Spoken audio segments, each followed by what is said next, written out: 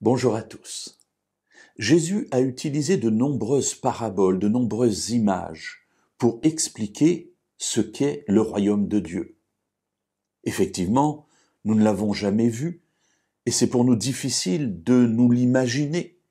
Et heureusement, Jésus a utilisé ces fameuses images, ces fameuses paraboles pour nous donner différents éléments de ce qui constitue ce royaume de Dieu. L'une d'entre elles se trouve dans l'Évangile selon Matthieu, au chapitre 13 et au verset 44. Alors très souvent, ces paraboles commencent par « le royaume de Dieu est semblable à ». Peut-être une petite parenthèse juste avant de lire le passage. Jamais une seule parabole ne va recouvrir l'ensemble de ce qu'est le royaume.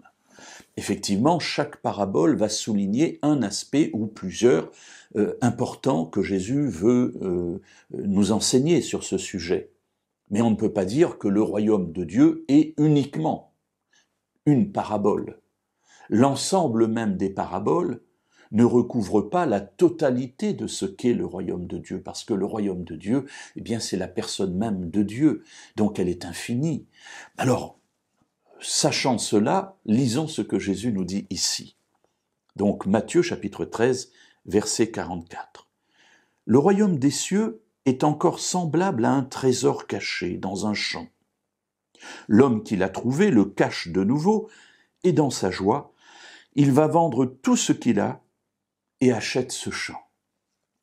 Alors plusieurs choses dans cette courte parabole. Tout d'abord, le royaume des cieux ou le royaume de Dieu est caché. Cela veut dire qu'il n'est pas accessible à tout le monde. Il n'est pas accessible, j'allais dire, a priori. Mais il est là, il faut le trouver.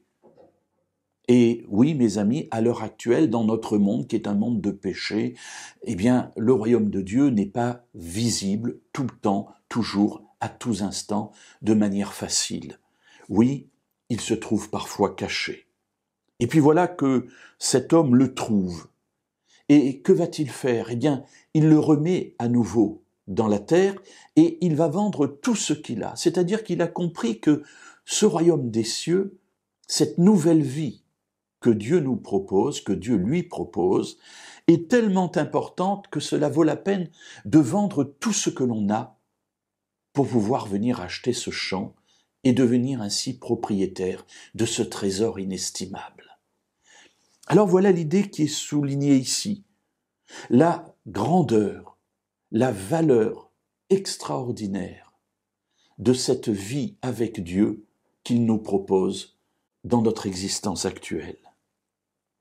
Ainsi, se départir de tout ce que nous avons au profit de ce royaume, au profit de ses valeurs, au profit de ses choix. Voilà ce que Dieu nous propose pour une vie nouvelle, transformée, une belle vie.